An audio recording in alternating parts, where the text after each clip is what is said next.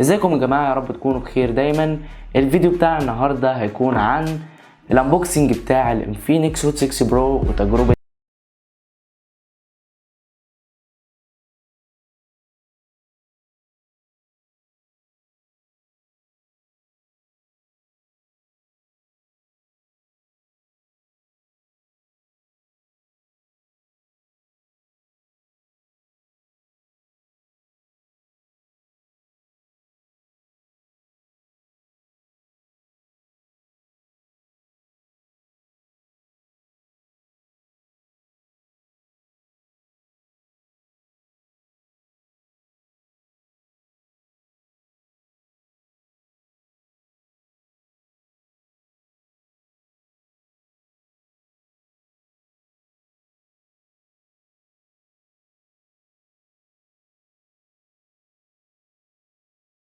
لكم تاني بعد الانبوكسنج بتاع الانفينكس هوت 6 برو.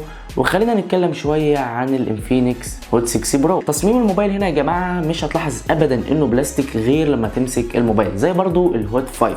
تصميم هنا يا جماعه شبيه جدا للايفون 7، لكن الجزء اللي معمول عليه علامه الانتنه اللي اصلا ملهاش لازمه لان الموبايل كله بلاستيك، ولكن هي معموله شكل تقريبا قلشت شويه من انفينكس، لان الانتنه هنا مش شكلها زي شكل الايفون 7، ولكن في النهايه برضو بتديني شكل كويس. الاداء مع اول يوم في الانفينكس هوت 6 برو كان كويس، وما لاحظتش اي لاج غير لاج خفيف حصل معايا وانا بتصفح في الانستجرام. الموبايل وقف للحظه من الثواني، مش عارف ده عيب ممكن يتحل بابديت ولا حاجه، ولكن هو ما حصلش معايا تاني. ولكن الاداء كمجمل من تجربه اول يوم كويس مبشر جدا، لان الموبايل هنا جاي بسناب دراجون 425. الشاشه بتاعه الموبايل هنا بتيجي بحجم 6 انش بتقنيه الاي بي اس ال سي دي، ولكن بدقه اتش دي بلس، وتعتبر كويسه وما لاحظتش معاها اي مشاكل.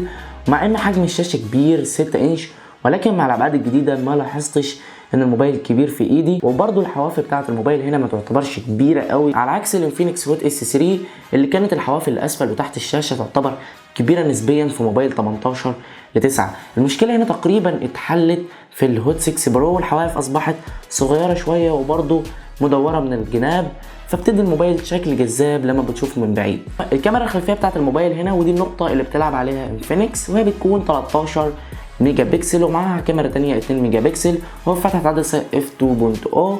الكاميرا التانية دي عشان تديك وضع العزل الخلفية واللي بتشغله مع وضع التجميل، ولكن انا حاسس ان العزل بتاع الموبايل ده مش قوي جدا. العزل بيشتغل بقوة لما بتكون الاضاءة قوية، فكل ما بتقل الاضاءة معايا كل ما بيكون العزل قليل.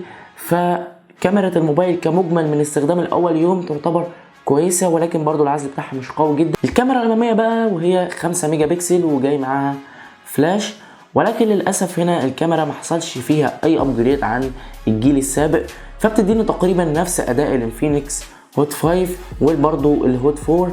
فالكاميرا الاماميه بتاعه الموبايل تعتبر مؤديه للغرض، مش اقوى كاميرا في السعر ده نهائي. اكيد هنا الموبايل جاي بمستشعر البصمه كالعاده من انفينكس، في كل موبايلاتها بيكون موجود مستشعر البصمه، ولكن هنا الموبايل الجديد انه جاي بالفيس انلوك، انك تفتح الموبايل عن طريق بصمه وشك. فتعالوا نعمل تجربه سريعه للفيس انلوك بتاع الموبايل.